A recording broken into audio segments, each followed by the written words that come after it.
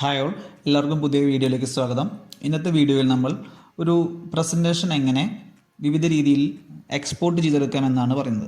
പ്രധാനമായിട്ടും നമ്മളിതൊരു PDF ഫോർമാറ്റിലേക്കും അതുപോലെ തന്നെ ഇമേജുകളുടെ ഫോർമാറ്റിലേക്കും എക്സ്പോർട്ട് ചെയ്യാനുള്ള രീതികളാണ് ഇവിടെ പരിചയപ്പെടുത്തുന്നത്. അപ്പോൾ ഞാനിവിടെ ഒരു പ്രസൻറ്റേഷൻ തയ്യാറാക്കിയിട്ടുണ്ട്. ഉബുണ്ടു 18.04-ൽ ലിബ്രിയോഫീസ് ഇംപ്രസ് ആപ്ലിക്കേഷൻ യൂസ് ചെയ്തിട്ട് ഞാനൊരു പ്രസൻറ്റേഷൻ തയ്യാറാക്കി വെച്ചിട്ടുണ്ട്. ഏകദേശം 15ഓളം സ്ലൈഡുകൾ ഉൾപ്പെടുത്തിയിട്ടുള്ള ഒരു പ്രസൻറ്റേഷനാണ് ഞാൻ തയ്യാറാക്കിയിട്ടത്. എനിക്കിതിൻ്റെ ഫസ്റ്റ് പേജ് മുതൽ ലാസ്റ്റ് പേജ് വരെ PDF ആയിട്ടാണ് എക്സ്പോർട്ട് ചെയ്തെടുക്കേണ്ടത്.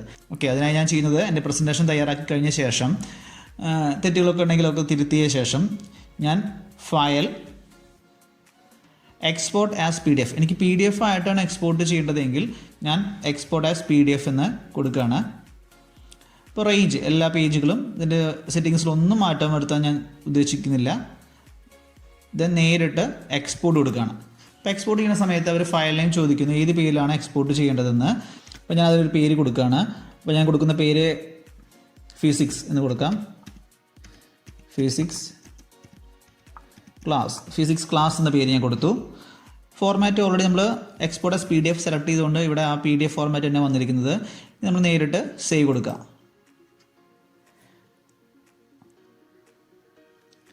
ഓക്കെ, ഇപ്പോൾ നമ്മുടെ എക്സ്പോർട്ടിങ് കഴിഞ്ഞിട്ടുണ്ട്. നമ്മൾ ഡോക്യുമെൻറ്റ്സ് തുറന്ന് നോക്കാം. ഡോക്യുമെൻറ്റ്സിന് താഴെ എടുക്കുന്നുണ്ട്, അല്ലെങ്കിൽ പ്ലേസസിൽ പോയി ഡോക്യുമെൻറ്റ്സ് എടുക്കുക. ഡോക്യുമെൻറ്റ്സിൽ ഫിസിക്സ് ക്ലാസ് PDF എന്ന പേരിൽ എൻ്റെ PDF ഫയൽ തയ്യാറായിട്ടുണ്ട്. ഓക്കെ, ഇപ്പോൾ 15ഓളം സ്ലൈഡുകൾ ഇപ്പോൾ നമുക്കൊരു PDF ആയി മാറ്റിയെടുക്കാൻ സാധിച്ചിട്ടുണ്ട്. അപ്പോൾ ഇത്തരത്തിൽ ഒരു പ്രസൻറ്റേഷന് നമുക്ക് വളരെ എളുപ്പത്തിൽ PDF ആക്കി എക്സ്പോർട്ട് ചെയ്തെടുക്കാൻ സാധിക്കും. അതിന് ഗുണം എന്താ വെച്ചാൽ, നമുക്ക് ഒരു ODP ഫയലാണെങ്കിൽ നമ്മൾ പ്രസൻറ്റേഷൻ സേവ് ചെയ്യുന്നത് ODP ഫയലായിട്ടാണ്. ഒരു ODP ഫയൽ നമ്മൾ കുട്ടികൾക്ക് നമുക്ക് ഫോണിലൂടെ ട്രാൻസ്ഫർ ചെയ്ത് കൊടുക്കാൻ സാധിക്കില്ല. അപ്പോൾ നമുക്ക് വളരെ എളുപ്പത്തിൽ കുട്ടികൾക്ക് ഓപ്പൺ ചെയ്യാൻ ഡോക്യുമെൻറ്റ്സുകൾ PDF ഫോർമാറ്റിലേക്ക് എക്സ്പോർട്ട് ചെയ്യുന്നതായിരിക്കും ഉചിതം. 15 പേജോളം നമ്മളിപ്പോൾ നമ്മുടെ 15 പേജോളമുള്ള പ്രസൻറ്റേഷനെ ഒരു PDF ആക്കി മാറ്റിയിട്ടുണ്ട്.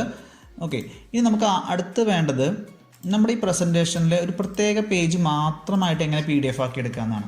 അപ്പോൾ അതിനായിട്ട് നമ്മൾ പ്രസൻറ്റേഷനിൽ ഇപ്പോൾ എനിക്ക് ഈ ഷീറ്റാണ് ഒരു PDF ആക്കി എടുക്കേണ്ടത്, ഈ ഒരു സ്ലൈഡാണ്. അപ്പോൾ നമ്മൾ എന്ത് ചോദിച്ചാൽ ഇതിൻ്റെ ഫയൽ എടുക്കുന്നു, എക്സ്പോർട്ട് ആസ് PDF എടുക്കുന്നു, ദെൻ ഓൾ കൊടുക്കാതെ ഇതിനകത്ത് സ്ലൈഡ്സ് സെലക്ട് ചെയ്യുക. എന്നിട്ട് ഏത് സ്ലൈഡാണ് നോക്കുക. അപ്പോൾ എനിക്ക് വേണ്ടത് 14ാമത്തെ സ്ലൈഡാണ്. അപ്പോൾ ഞാനിവിടെ 14 എന്ന് ടൈപ്പ് ചെയ്ത് കൊടുത്തു. ദെൻ എക്സ്പോർട്ട് കൊടുത്തു. അപ്പോൾ ചോദിക്കുന്നു ഏത് പേരിലാണ് സേവ് ചെയ്യേണ്ടതെന്ന്. ഞാൻ കൊടുക്കുന്ന പേര് 14 തന്നെ കൊടുക്കാം, പെട്ടെന്ന് തിരിച്ചറിയാൻ. 14 കൊടുത്തു, സേവ് കൊടുത്തു. ഓക്കെ, നമ്മുടെ എക്സ്പോർട്ടിങ് കഴിഞ്ഞു. ഡോക്യുമെൻറ്റ്സ് തുറന്ന് നോക്കി നോക്കാം. ഡോക്യുമെൻറ്റ്സിനകത്ത് 14. ഓക്കെ, ഇപ്പോൾ ആ സ്ലൈഡ് മാത്രമായിട്ട് നമുക്ക് PDF ആയിട്ട് കിട്ടിയിട്ടുണ്ട്. അപ്പോൾ ഇത്തരത്തിൽ നമുക്ക് പ്രസൻറ്റേഷനുകളെ പൂർണ്ണമായും PDF ആക്കി എടുക്കാൻ സാധിക്കും. 15 പേജുള്ള പ്രസൻറ്റേഷനുകൾ ആദ്യം പൂർണ്ണമായും PDF ആക്കി എടുത്തു.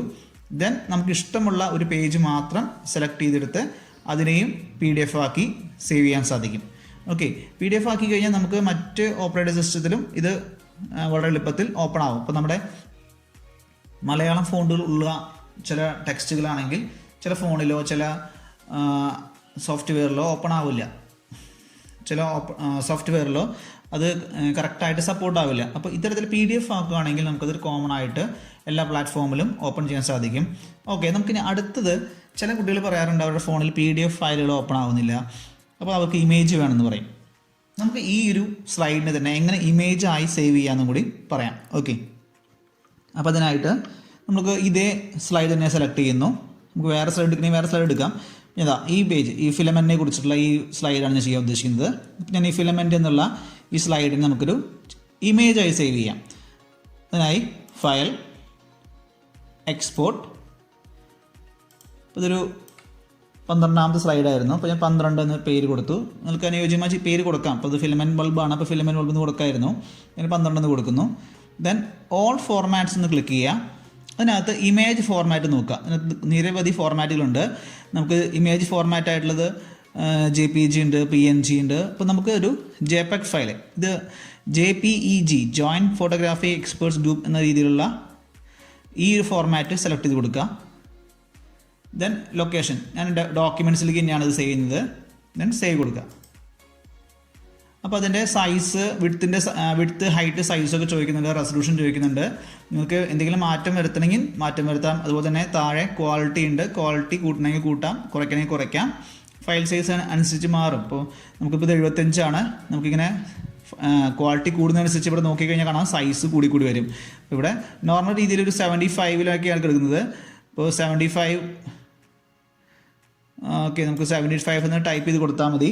ഇവിടെ 75 എന്ന് ടൈപ്പ് ചെയ്ത് കൊടുക്കാം. ഇപ്പോൾ തന്നെ അത് 45.8 KB ആണ്. നമുക്ക് ഇനിയും കുറയ്ക്കണമെങ്കിൽ ഇപ്പോൾ ഇത് നമുക്കൊരു 50% മതിയെങ്കിൽ 50 കൊടുക്കാം.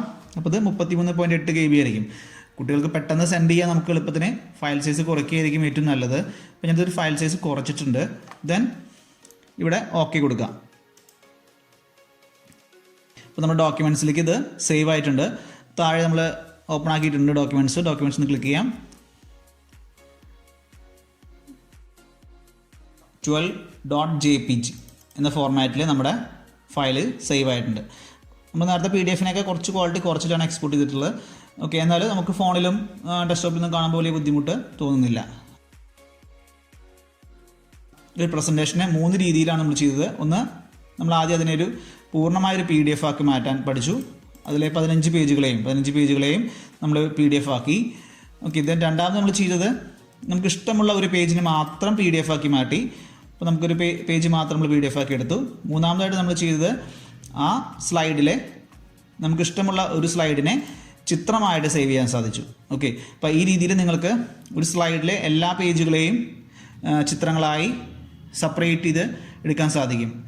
PDF-കളും നിങ്ങൾക്ക് 15 പേജിനെങ്കിൽ 15 ഡിഫറെൻ്റ് ആയിട്ടുള്ള PDF ഫയൽ വേണമെങ്കിൽ ഡിഫറെൻ്റ് ആയിട്ടുള്ള സ്ലൈഡിലായിട്ട് എടുക്കാൻ സാധിക്കും.